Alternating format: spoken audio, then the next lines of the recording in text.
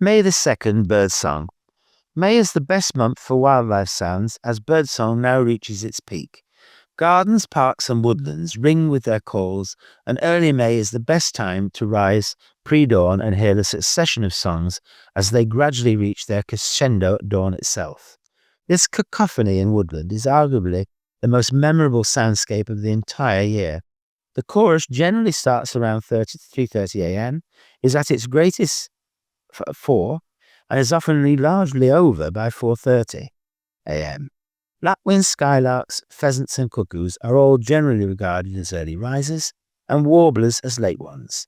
Woodlands are probably the best place to enjoy this concert, as many of the top songsters can be found there. For example, blackbird, blackcap, robin, garden warbler, and with luck and perseverance, perhaps even a wood warbler or nightingale. Where there is a mosaic of different habitats, such as at Dagenham Chase, perhaps up to 60 different birds may be seen in a single day.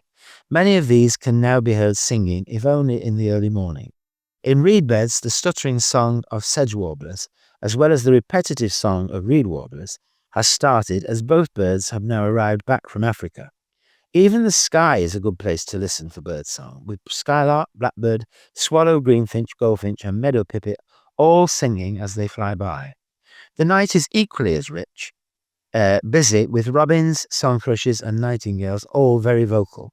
Young nurseries such as rookeries and heronries are especially noisy, with even families of great tits tinkling in their nest boxes.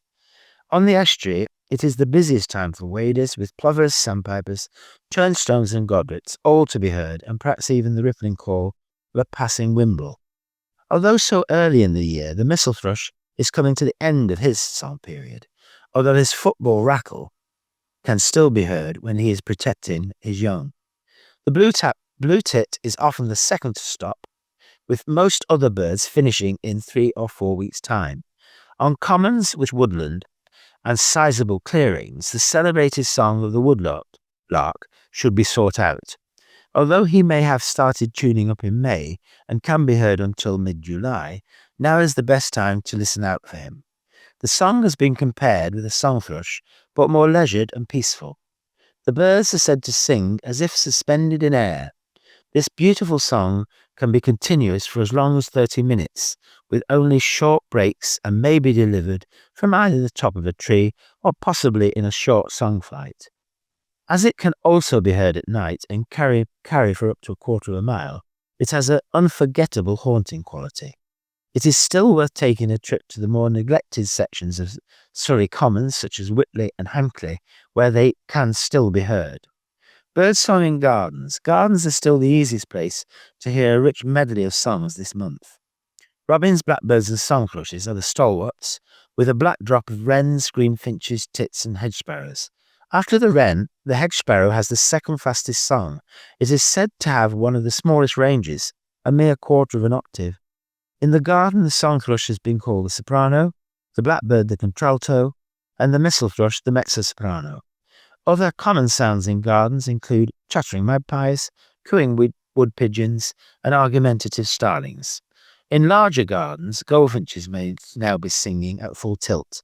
With such bright colours and a habit of singing from the top of a large tree, their rushed, constantly changing song can be one of the most enjoyable of the month.